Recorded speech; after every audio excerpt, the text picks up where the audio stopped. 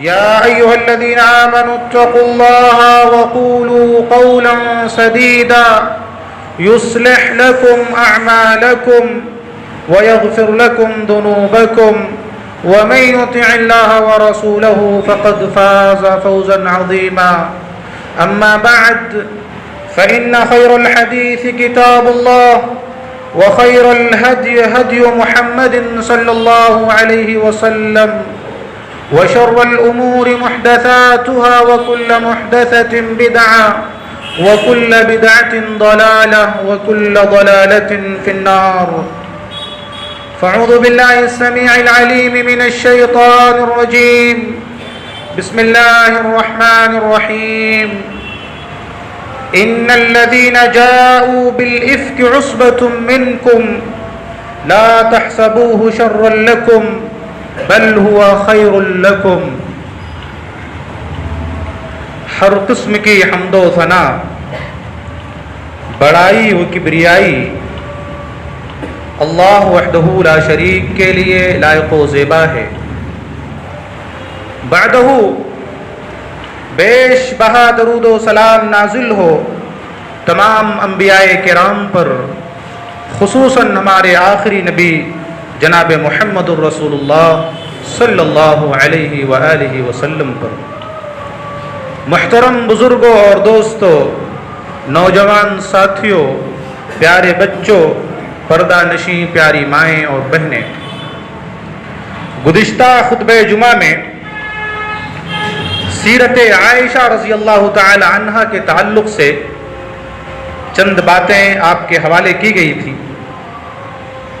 حضرت عائشہ رضی اللہ تعالی عنہا کا مختصر تعارف آپ کے سامنے پیش کیا گیا تھا. اسی سلسلے کی ایک کڑی آج کے خطبہ جمعہ میں پیش کی جائے گی انشاءاللہ. رسول اللہ صلی اللہ علیہ وسلم کا حضرت عائشہ رضی اللہ تعالی عنہا سے جو تعلق خاطر تھا، جو دلی لگاؤ تھا، وہ دنیا میں کسی اور شخص سے نہیں تھا.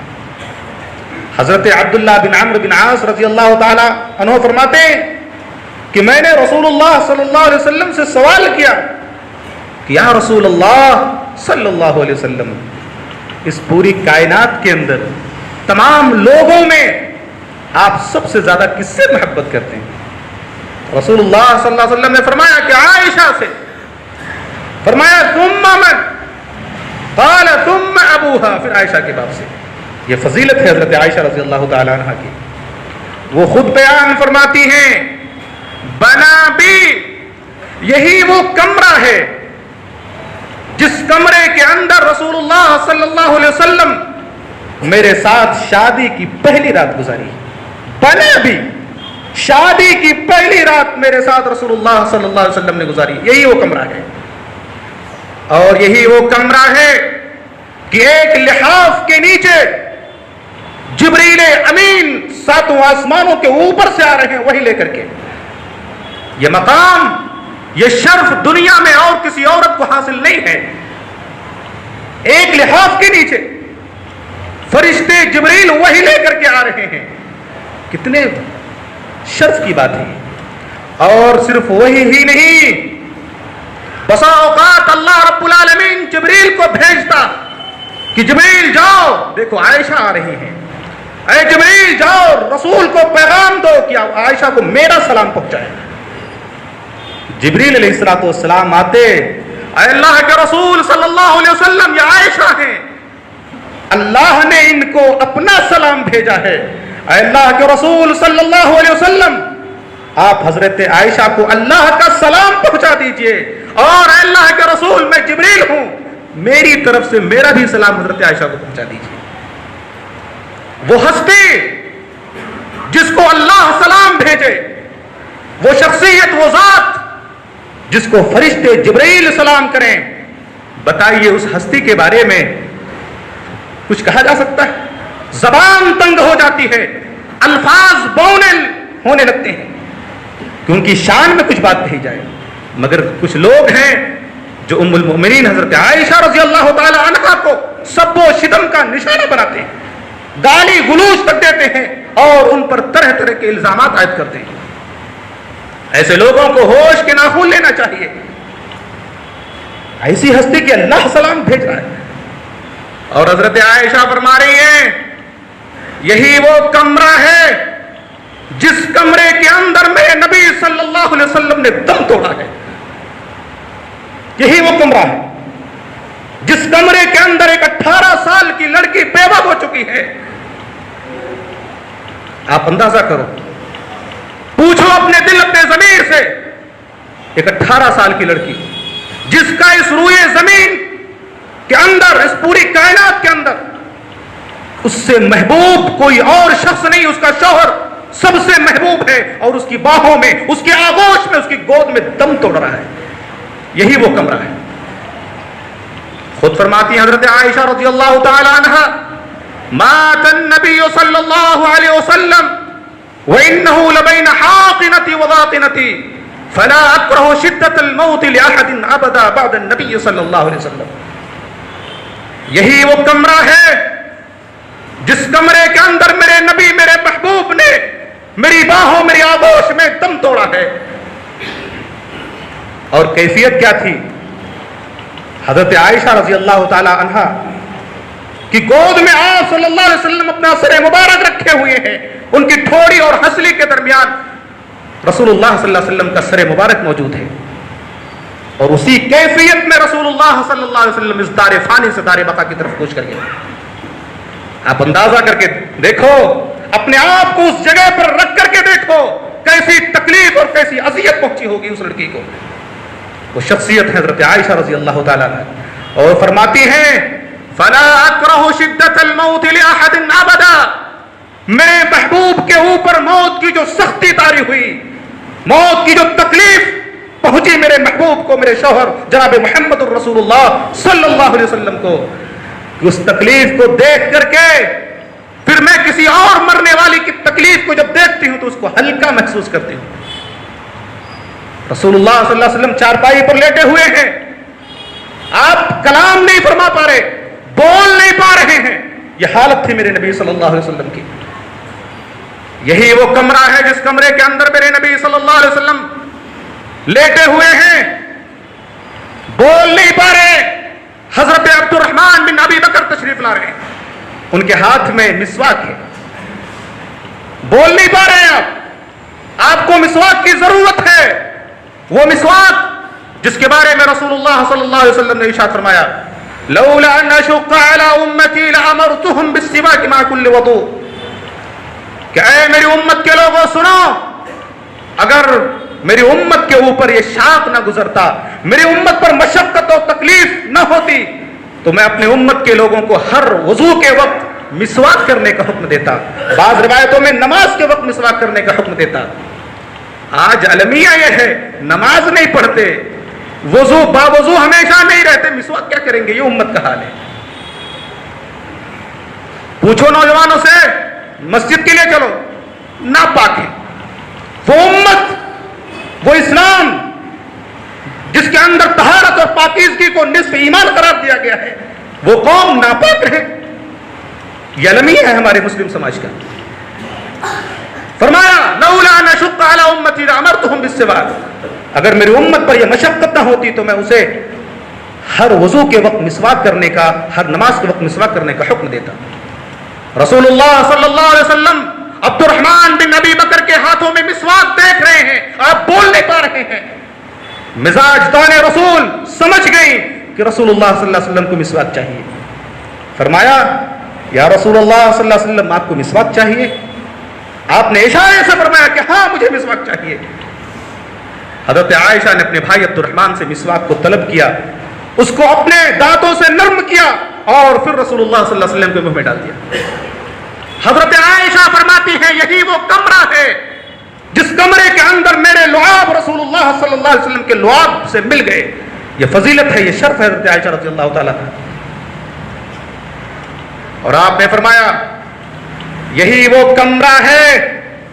حضرت عائشہ رضی اللہ تعالیٰ عنہ نے رسول اللہ صلی اللہ علیہ وسلم کی وفات سے قبل خواب دیکھا کہ 3 چاند ان کے گھر میں اتر آئے ہیں, 3 چاند.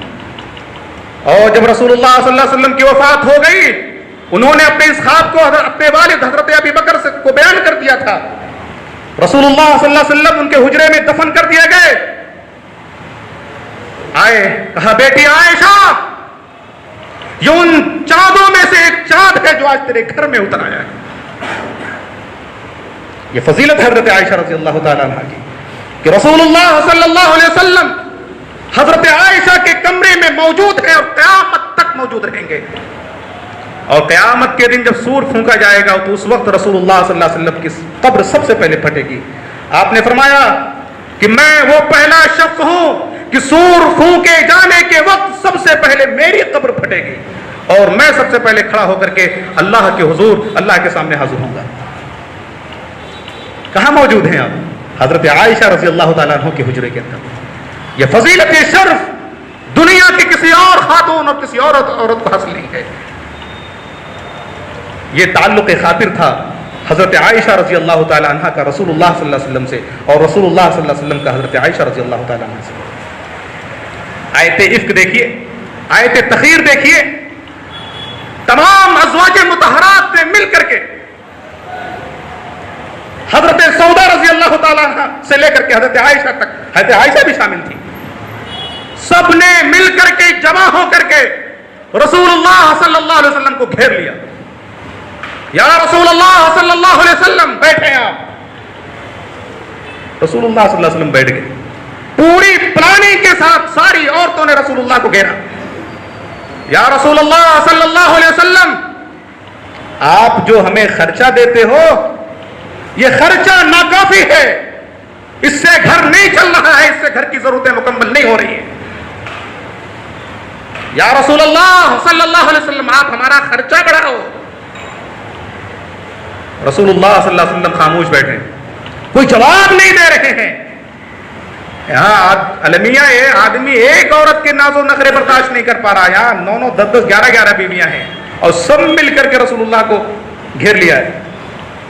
اللہ نے جب یہ دیکھا کہ میرا نبی خاموش بیٹھا ہے, کہا جبریل جاؤ یہ آیتیں لے کر کے میرے نبی کو دے دو.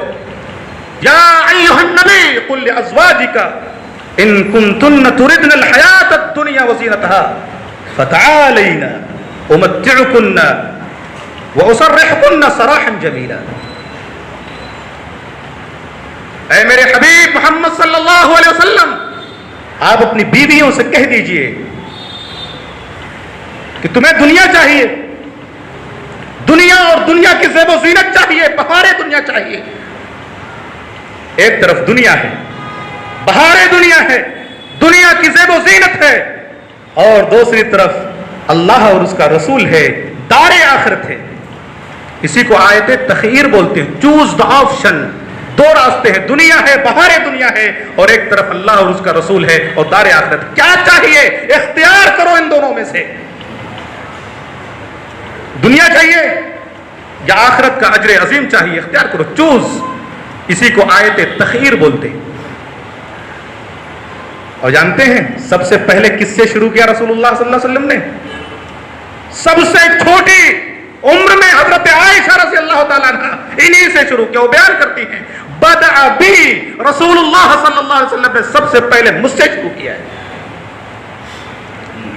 اور جانتے ہیں آپ نے ڈائریکٹ یہ نہیں فرمایا کہ عائشہ تمہارا کیا خیال ہے, ایک طرف دنیا ہے, دنیا کی زیب و زینت ہے, بہار دنیا ہے, اس کو اختیار کرتی ہو یا آخرت اور اس کا اجر عظیم اختیار کرتی ہو. یہ نہیں فرمایا. حدیث کو سمجھنے کا ایک مزاج ہوتا ہے, ہر کوئی ایڑا غیرا نتھو خیرا سمجھ نہیں سکتا, یہ سب کے بس کا روگ نہیں ہے. رسول اللہ صلی اللہ علیہ وسلم نے فرمایا کہ عائشہ سنو, ایک طرف دنیا اور اس کی زیب و زینت ہے, دوسری طرف اللہ اور اس کا رسول ہے اور دار آخرت ہے. عائشہ اللہ تاجری وستعمری لابوئی, عائشہ دیکھو جلدی مت کرنا, فیصلہ کرنے میں جلد بازی مت کرنا. وستعمری لابوئی, اور اپنے والدین سے جا کر کے مشورہ کر لینا, خود سے فیصلہ مت کرنا. بات یہ معلوم ہوئی کہ کوئی بھی فیصلہ کرنے میں جلد بازی نہیں کرنا چاہیے, اور کوئی بھی کام کرنے سے پہلے والدین سے ضرور مشورہ کر لینا چاہیے. لیکن آج المیہ یہ ہے کہ لوگ جذبات میں، جوش میں ہوش کھو بیٹھتے ہیں اور جلد بازی میں فیصلہ کر بیٹھتے ہیں اور اس کے بعد سر پیٹتے ہیں، اور کام کرنے سے پہلے والدین سے مشورہ نہیں لیتے۔ جب کام خراب ہو جاتا ہے، ناک کٹ جاتی ہے تب، اور وہ بھی والدین کو بعد میں دوسرے تیسرے لوگوں سے پتا چلتا ہے کہ بیٹے نے کیا کیا گل کھلا رکھے، بیٹے نے ناک کٹا رکھی ہے۔ یہ بیٹے، جب دینی تعلیم و تربیت نہیں ہوگی تو اسی قسم کے حالات ہوں گے۔ دین پڑھاؤ اور ناک بچاؤ اپنی۔ نہ بات کرنے کی، نوجوان 4 بچوں کے بعد والدین سے بات کرنے کا طریقہ، تہذیب، ادب نہیں ہے معلوم ان کو کہ والدین سے کیسے بات کی جاتی ہے۔ گھر میں آتے ہیں، باپ سے سینہ تان کر کے بولتے ہیں کہ تم چپ رہو، تمہاری کیا حیثیت، تمہاری کیا ویلو ہے۔ باپ سے اس قدر، اس انداز سے گفتگو کی جا رہی ہے آج سماج کے اندر۔ یہ المیہ ہے ہمارے سماج کا۔ رسول اللہ صلی اللہ علیہ وسلم نے فرمایا، عائشہ، فیصلہ کرنے میں جلد بازی نہیں کرنا، اپنے والدین سے جا کر کے مشورہ کرنا۔ حضرت عائشہ رضی اللہ تعالی عنہا کی محبت دیکھیے، رسول اللہ صلی اللہ علیہ وسلم سے تعلق خاطر دیکھیے۔ فرمایا، یا رسول اللہ صلی اللہ علیہ وسلم، اس میں اپنے والدین سے پوچھنے کی کیا ضرورت ہے؟ اے اللہ کے رسول، میں آپ کو اللہ اور اس کے رسول اور دار آخرت کو چنتی ہوں، دنیا اور دنیا کی زیب و زینت اور بہار دنیا کو میں ٹھوکر مارتی ہوں۔ دنیا کی زیب و زینت کو میں لات مارتی ہوں، اللہ اور اس کے رسول اور دار آخرت کو میں چنتی ہوں۔ یہ حضرت عائشہ رضی اللہ تعالی عنہا کی ذہانت، ان کی ہوشیاری کی دلیل ہے، ان کی فضیلت، ان کا شرف ہے کہ ایک طرف بہار دنیا ہے۔ شارحین حدیث نے لکھا ہے کہ رسول اللہ صلی اللہ علیہ وسلم کا دل گھبرا رہا تھا کہ کہیں عائشہ جلد بازی میں کوئی غلط فیصلہ نہ کر لے، کہیں عائشہ جلد بازی میں مجھے چھوڑ نہ دیں اور دنیا اور جو ہے دنیا کی زیب و زینت کو کہیں ترجیح نہ دے دیں، اس کو نہ اختیار کر لیں۔ رسول اللہ صلی اللہ علیہ وسلم کا دل گھبرا رہا تھا، ابھی کم سن ہے، 15-16 سال کی عمر ہے، کہیں دنیا اور اس کے آرائش کو نہ اختیار کر لیں، مجھے نہ چھوڑ دیں۔ یہ حدیث کا مطلب ہے۔ آگے اللہ نے فرمایا، یا ایھا النبی قل لازواجک ان کنتن تردن الحیاۃ الدنیا، دنیا کی زیب و زینت چاہیے، بہار دنیا چاہیے تو آؤ، میرے پاس جو تھوڑی سی دنیا ہے میں تمہیں وہ دنیا دے دوں۔ وَأُسَرِّحْكُنَّ سَرَاحًا جَمِيلًا، اور میں تمہیں چھوڑ دیتا ہوں، اچھی طرح چھوڑنا۔ کیا مطلب؟ میں تمہیں چھوڑ دیتا ہوں، اچھی طرح چھوڑنا۔ دنیا کا سارا ادب اس آیت کریمہ کے سامنے سر بسجود ہو جائے۔ بڑے سے بڑے یونیورسٹی ایسے ادب کو پیش نہیں کر سکتی۔ میں تمہیں چھوڑ دیتا ہوں، اچھی طرح چھوڑنا۔ جب تم کسی کو چھوڑو، بیوی کو چھوڑو، دوستی کو چھوڑو، تو اس کے اندر بھی جمال ہونا چاہیے، خوبصورتی ہونی چاہیے۔ آج لوگ پھکا پن کے شکار ہیں، زد و کوب کرتے ہیں، ظلم و ستم کی انتہا کرتے ہیں، مارتے ہیں، پیٹتے ہیں، گالی گلوچ دیتے ہیں، تو گھر سے نکال دیتے ہیں۔ اللہ فرما رہا ہے جب تم کسی کو چھوڑو تو اس کے اندر بھی جمال ہونی چاہیے، خوبصورتی ہونی چاہیے۔ اس کو خوش کر کے، اس کے دل کو تکلیف اور ٹھیس پہنچا کر کے مت چھوڑو۔ جتنی طاقت اور قدرت ہے اتنا اس کو ہدیہ، تحفہ، تحائف دے کر کے اس کو اچھی طریقے سے رخصت کرو۔ لیکن آج سماج کا المیہ کیا ہے؟ بات بات پر طلاق اور مار پیٹ، گالی گلوچ، تمام طرح کی باتیں کر کے اس کو گھر سے نکال دیتے ہیں۔ وَأُسَرِّحْكُنَّ سَرَاحًا جَمِيلًا، شاعر بولتا ہے دشمنی جم کر کرو لیکن یہ گنجائش رہے، جب کبھی ہم دوست بن جائیں تو شرمندہ نہ ہو۔ دشمنی کے اندر بھی جمال اور خوبصورتی ہونی چاہیے، یہ تربیت، یہ ادب ہے قرآن کا۔ لوگ سمجھتے نہیں، پھکا پن پر آ جاتے ہیں، بات بات پر جو ہے اخلاقی گراوٹ کے شکار ہوتے رہتے ہیں۔ یہ تعلق خاطر تھا رسول اللہ صلی اللہ علیہ وسلم کا حضرت عائشہ رضی اللہ تعالیٰ کہ انہوں نے دنیا اور دنیا کی زیب و زینت کو چھوڑ دیا اللہ اور اس کے رسول اور دار آخرت کو چن لیا. اور یہ تعلق خاطر صرف دنیا ہی میں نہیں، آخرت میں بھی رسول اللہ صلی اللہ علیہ وسلم کا حضرت عائشہ سے موجود ہے. رسول اللہ صلی اللہ علیہ وسلم نے ارشاد فرمایا کہ عائشہ تو زوجی فی الجنہ، کہ جس طرح عائشہ دنیا میں میری بیوی ہے، قیامت کے دن جنت کے اندر بھی میری بیوی رہے گی. یہ حضرت عائشہ رضی اللہ تعالی عنہا کا مقام، ان کی فضیلت ہے. آیت افک پڑھیے جو خطبہ مسنونہ کے بعد میں نے جس آیت کریمہ کی تلاوت کی. اللہ نے فرمایا ان الذين جاءوا بالافك عصبة منكم لا تحسبوه شرا لكم بل هو خير لكم. رسول اللہ صلی اللہ علیہ وسلم غزوہ بنو مستلق سے واپس ہو رہے ہیں پورے لشکر کے ساتھ. حضرت عائشہ رضی اللہ تعالیٰ عنہ بھی موجود ہیں. راستے میں قیام کیا آرام کرنے کے لیے. حضرت عائشہ قضاء حاجت کے لیے دور نکل گئی. جب وہ واپس آئے تو دیکھا کہ قافلہ نکل چکا ہے، جا چکا ہے. ان دنوں حضرت عائشہ ذرا ہلکی پھلکی تھی اور ان کے اونٹنی کے ہودش کو، کجاوے کو چند لوگ مل کر کے اٹھاتے تھے، تو احساس نہیں ہوا کہ حضرت عائشہ بیٹھی ہیں یا نہیں ہے، اس کے اندر موجود ہے یا نہیں ہے، لوگوں کو احساس نہیں ہوا. جب دیکھا کہ قافلہ نکل چکا ہے، وہ ایک درخت کے نیچے بیٹھ گئے کہ ابھی آگے چل کر کے قافلے کو میرے نہ ہونے کا علم ہوگا تو آئیں گے یہیں پر اور مجھے پا جائیں گے.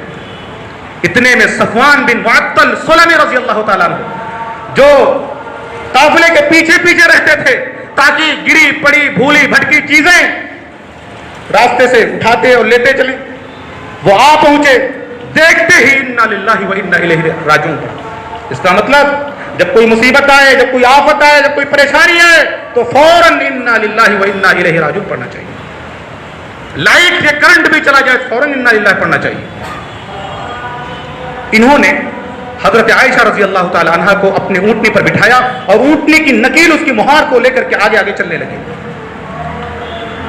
منافقین نے جب یہ منظر دیکھا کہ عائشہ رضی اللہ تعالی عنہ ایک شخص کے ساتھ تنہا پائی گئی ہے، اس واقعے کو شوشہ بنایا گیا اور بنا کر کے اس کو خوب پھیلایا گیا. خود رسول پریشان، صحابہ کرام پریشان، بکر و عمر پریشان، اور حضرت عائشہ کو تو رو رو کے برا حال تھا، آنکھیں ان کی خشک ہو چکی تھی. بعض صحابہ کرام نے تو یہاں تک کہہ دیا تھا کہ ان کو طلاق دے دو. بعض صحابہ کرام نے کہا یا رسول اللہ صلی اللہ علیہ وسلم یہ تو کھرا سونا ہے، ان کو آپ چھوڑیے گا نہیں، ان کو طلاق نہ دیجیے گا. آیت کریمہ دیکھیے ان الذین جاءوا بالافک عصبہ، بے شک جو لوگ، انا کا معنی بے شک، الذین کا مطلب جو لوگ، جاؤ ای اتا من مکان بعید، یعنی یہ دور کی کوڑی لائی گئی ہے، یہ کوڑی دور کی لائی گئی، جھوٹی بات ہے.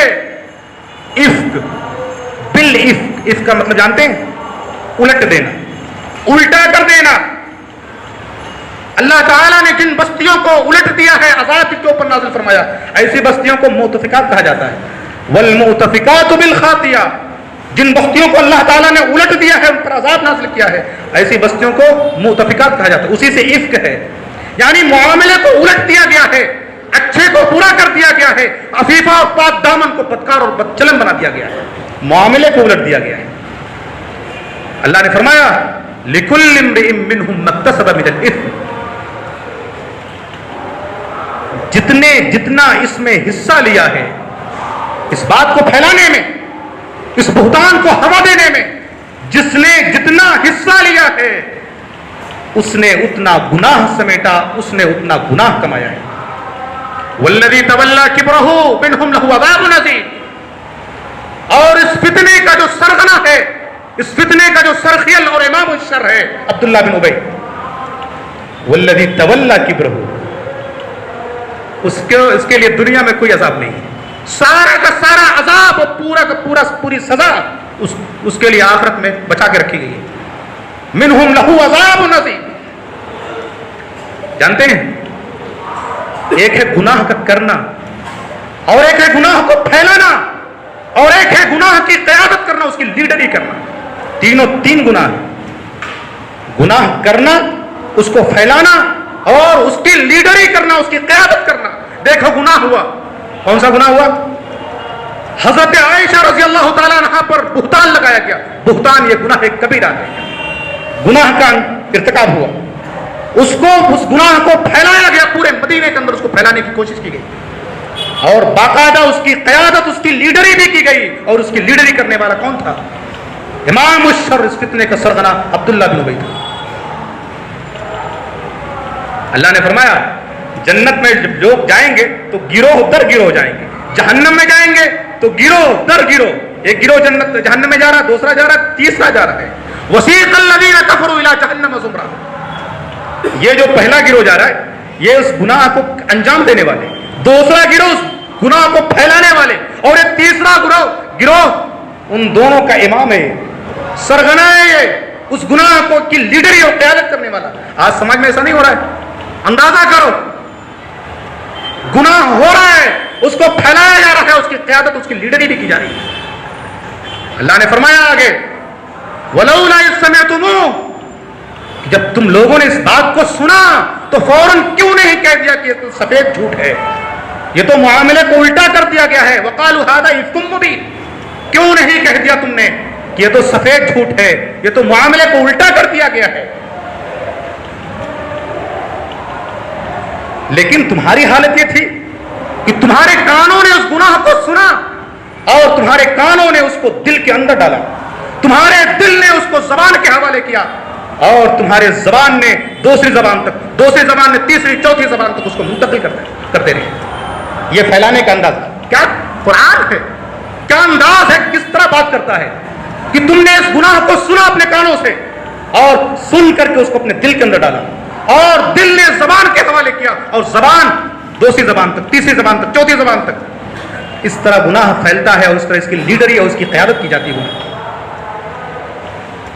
اور اس کے بعد حیرت کی بات یہ ہے وَتَحْسَبُونَهُ هَيِّنًا, کہ یہ سب کچھ کرنے کے باوجود تم اس کو ہلکا سمجھ رہے ہو, اس گناہ کو تم ہلکا سمجھ رہے ہو. امام ابن سیرین رحمہ اللہ وہ کہتے ہیں لا ابکی علی ذنب اذنبته, میں کسی ایسے گناہ پر نہیں روتا جس کو میں نے کیا, میں کسی گناہ پر نہیں روتا جس کو میں انجام دے لوں, اس پر نہیں روتا. ولیکن ابکی علی ذنب احسبه هینا وهو عند اللہ عظیم, میں اس گناہ پر روتا ہوں جس گناہ کو میں ہلکا سمجھ لوں کہ یہ گناہ ہلکا ہے. وهو عند اللہ عظیم, اور وہ گناہ اللہ کے نزدیک بہت بھاری ہے, عظیم ہے. آج المیہ مسلم سماج کا کیا ہے, نماز جیسی عظیم عبادت کو ترک کر کے, چھوڑ کر کے اس گناہ کو ہلکا سمجھ رہے ہیں. زکوٰۃ جیسا مقدس فریضہ اس کو ادا نہ کر کے اس گناہ کو ہلکا سمجھ رہے ہیں. غیبت, جھوٹ, چغلی, تہمت اور بہتان, یہ سب کبائر ہیں, گناہ کبیرہ ہیں. ایک ایک فرد اس میں ملوث ہے, اور یہ سب گناہ کو آدمی ہلکا سمجھ رہا ہے. تو لہذا اس پر مت رو کہ تم نے گناہ کیا ہے, بلکہ اس پر رو کہ تم نے اس گناہ کو ہلکا سمجھ لیا ہے. اس پر رونا چاہیے, اور وہ اللہ کے نزدیک وہ گناہ بہت بھاری ہے. اللہ نے فرمایا ان الذين جاءوا بالافك عصبة منكم, عصبة منكم, یہ گناہ جو پھیلانے والے لوگ ہیں نا, یہ تمہیں میں سے ایک گروہ ہے, ایک چھوٹا گروہ ہے. عصبۃ یہ 10 سے 40 تک کے افراد اور جماعت پر بولا جاتا ہے, یعنی تمہاری جماعت پہ چند مختصر تھوڑے سے لوگ ہیں جو اس گناہ کو پھیلا رہے ہیں. اس کو لانے کی کیا ضرورت تھی؟ ضرورت تھی کہ تمہارا معاشرہ, اسلامی معاشرہ اسی وقت بنے گا جب تمہارے معاشرے کی اکثریت اخلاقی نظام کے اوپر قائم ہو. اگر تمہارے معاشرے کی اکثریت اخلاق و کردار سے عاری ہو تو پھر تمہارا معاشرہ اسلامی معاشرہ نہیں کہلائے گا. عصبۃ منکم کی تشریح, ایک عورت ایک مرد کے ساتھ تنہا پائی گئی ہے. اس بحران کے دور میں ہر آدمی کے اندر, ذہن کے اندر شک کے کیڑے کلبلا سکتے ہیں, مگر تمہارا معاشرہ ایسا تھا کہ تمہارے معاشرے کے صرف چند ہی لوگ اس کے اندر ملوث ہوئے, اور بقیہ کے لوگ اخلاق و کردار کے اوپر خائز تھے, اخلاقی نظام کے اوپر قائم تھا اکثریت تمہارے سماج کی. اس کا مطلب کہ کسی سماج کے اندر اگر اکثر لوگ اچھے ہوں تو وہ اسلامی معاشرہ ہے, اسلامی سماج ہے, اور اگر اکثریت خراب ہو تو پھر وہ اسلامی معاشرہ نہیں. یہ نقطہ بیان کیا گیا ہے. اور یہ بھی بتایا گیا کہ ہر سماج کے اندر اچھے اور برے لوگ موجود ہوتے ہیں. نبوی معاشرے کے اندر بھی دیکھو برے لوگ موجود تھے. اور آگے اللہ نے ڈانٹ ایسی پھٹکار لگائی ہے کہ تم لوگوں نے جب اس بات کو سنا تو کیوں نہیں کہہ دیا کہ ھذا افک مبین. اللہ تعالیٰ نے اسلامی معاشرے کو پھٹکار لگائی ہے, زجر و توبیخ کیا ہے کہ اتفاق سے ایک عورت ایک مرد کے ساتھ تنہا پائی گئی تو کیا گناہ کرنا ضروری ہے؟ تمہاری اخلاقی سطح اتنی گر چکی ہے, تمہاری اخلاقی حیثیت اتنی پست ہو چکی ہے کہ ایک مرد اگر ایک عورت کے ساتھ تنہا پایا گیا تو کیا گناہ کرنا ضروری ہے؟ کیا تم کو سمجھ میں نہیں آتا؟ اللہ ڈانٹ رہا ہے مسلم سماج کو, مسلم معاشرے کو.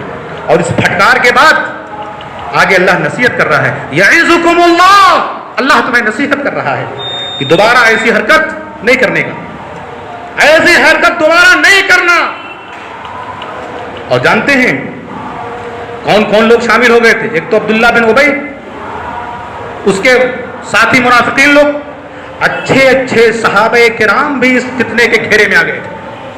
آپ کی سالی محترمہ حضرت, کسی کو نہ معلوم ہے, حضرت حمنہ بنت جہش رضی اللہ تعالیٰ عنہ, حضرت زینب بنت جہش کی بہن ہے, وہ بھی اس فتنے میں مبتلا ہو گئی. منافقین کی ہاں میں ہاں انہوں نے ملا دیا.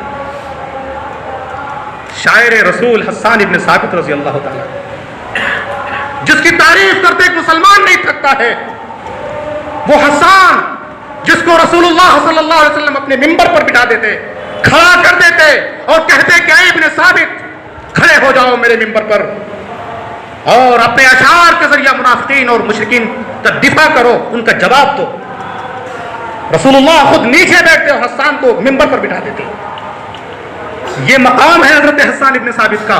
اس جیسی شخصیت اور اس جیسی ہستی اس فتنے کے گھیرے میں آ گئی, منافقین کی ہاں میں ہاں ملا دیا.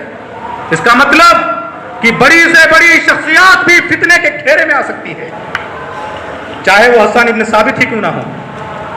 اور جو آدمی ایمان میں, عمل میں, تقوی میں, طہارت میں جتنا بڑھا ہوتا ہے, شیطان اس کے پیچھے اتنا ہی لگا ہوتا ہے. یہ بات معلوم ہوئی. اور جو آدمی عمل میں, ایمان میں, تقوی و طہارت میں جتنا کمزور ہوگا, شیطان کہتا ہے اس کے پیچھے پڑنے کی کیا ضرورت, یہ تو مجھ سے بھی بدتر ہے. ایک صاحب جنگل میں سفر کر رہے تھے, دیکھا کہ شیطان قبرستان کے اوپر چادر, سفید چادر اوڑھ کر کے سینہ تان کو سو رہا ہے. کہا رے تمہارا کام تو لوگوں کو بہکانا ہے, گمراہ کرنا, تم یہاں جنگل میں سنسان جگہ پر چادر تان کے سو رہے ہو. کہنے لگا میرا سارا کام تو تم لوگ کر رہے ہو, مجھے اب کرنے کی ضرورت نہیں, اس وجہ سے میں سینہ تان کے سو رہا ہوں. یہ مسلمان شیطان بھی سمجھ گیا ہے کہ اب میری ضرورت نہیں رہ گئی. حسان بن ثابت جیسی شخصیت فتنے کے گھیرے میں آ گئی. اور مصطح بن وساسہ رضی اللہ تعالیٰ حضرت ابو بکر کے خاص رشتہ دار تھے. حضرت ابو بکر پورا نان و نفقہ ان کا پورا خرچہ اٹھاتے تھے, مگر جب ان کی بیٹی کی عزت پر انگلی اٹھی اور مصطح ان انگلی اٹھانے والوں میں شامل ہو گئے, ابو بکر نے کہا کہ آج سے میں اپنا وظیفہ میں تمہیں بند کر دیتا ہوں, جو وظیفہ میں تمہیں دیتا تھا آج سے میں اپنا وظیفہ بند کر لیتا, روک لیتا ہوں. اللہ کو یہ بات پسند نہیں آئی. اللہ نے فرمایا وَلَا يَأْتَلِ أُولِي الْفَضْلِ مِنْكُمْ, کیا آپ تو صاحب فضیلت ہیں, آپ یہ ایسی حرکت کیسے کر سکتے ہیں؟ یہ آیت کریمہ جب حضرت ابو بکر نے سنی, کہنے لگا یا رسول اللہ صلی اللہ علیہ وسلم, اللہ تعالیٰ نے مجھ کو صاحب فضیلت قرار دے دیا ہے, میں فضیلت والا ہوں, تو میں مصطح کا وظیفہ کیسے بند کر سکتا ہوں؟ فوراً چالو کر دیا. آج رشتہ دار, اس کا مطلب رشتہ دار آپ کے ساتھ جتنی بھی بدسلوکی کرے آپ اس کے ساتھ اچھا سلوک کرو, یہ نقطہ ملتا ہے اس سے. لیکن آج المیہ کیا ہے, رشتہ دار اگر کچھ کہہ دیا, عزت پر آپ کے حرف آ گیا, 7 پشتوں تک اس کو معاف نہیں کرتے ہیں. یہ المیہ ہمارے سماج کا. ان کی ماں ام مصطح حضرت عائشہ رضی اللہ تعالی عنہا کو لے کر کے قضاء حاجت کے لیے نکلی, ٹھوکر لگی, کہنے لگی تئیس مصطح, مصطح ہلاک ہو جائے, برباد ہو جائے مصطح. حضرت عائشہ نے جب یہ سنا کہ ماں اپنے بچے کو بددعا دے رہی ہے, کہنے لگی ارے تم ماں اپنے بیٹے, ماں ہو کر کے بیٹے کو بددعا دے رہی ہو. ابھی تک حضرت عائشہ کو پورے خبر کے بارے میں کچھ بھی ان کے کانوں کان خبر نہیں تھی.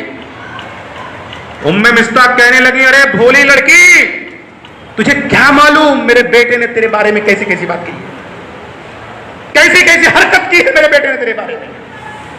حافظ ابن حجر وغیرہ نے استدلال کیا اس حدیث سے کہ ام مصطح کی فضیلت ہے اس حدیث کے اندر کہ انہوں نے اپنے بیٹے کے مجرم ہونے کی وجہ سے انہوں نے بیٹے کا ساتھ نہیں دیا ہے, اور باقاعدہ بیٹے کو بددعا کر دی ہے, اور انہوں نے حق کا ساتھ دیا, حضرت عائشہ رضی اللہ تعالیٰ عنہ کا ساتھ دیا. یہ فضیلت ہے. اس کا مطلب حق کے سامنے, سچائی کے سامنے بیٹا اور بیٹی بھی نہیں دیکھا جاتا کہ بیٹا ہے یا بیٹی ہے. حق حق ہوتا ہے, ہمیشہ حق کا ساتھ دینا چاہیے, چاہے اس کے سامنے بیٹا اور بیٹی ہی کیوں نہ آ جائے, رشتہ دار ہی کیوں نہ آ جائے. لیکن آج دیکھو سارا کچھ کر کے بھی بیٹا ماشاءاللہ بڑا اچھا ہے, نماز نہ پڑھے بیٹا بہت اچھا ہے ماشاءاللہ. یہ المیہ ہے ہمارے سماج کا. معاملے کو الٹایا جا رہا ہے, معاملے کو بالکل الٹ دیا جا رہا ہے. وقت بہت زیادہ ہو رہا ہے. اللہ تعالیٰ ہمیں ان باتوں کو سمجھنے اور اس کے مطابق عمل کرنے کی توفیق عطا فرمائے. ہماری اگلی ملاقات انشاءاللہ اسی موضوع پر ہوگی. یہ تمام باتیں آپ اپنے ذہن و دماغ میں محفوظ رکھیں. اللہ تعالیٰ ہمیں اچھی سمجھ اور اچھے عمل کی توفیق عطا فرمائے.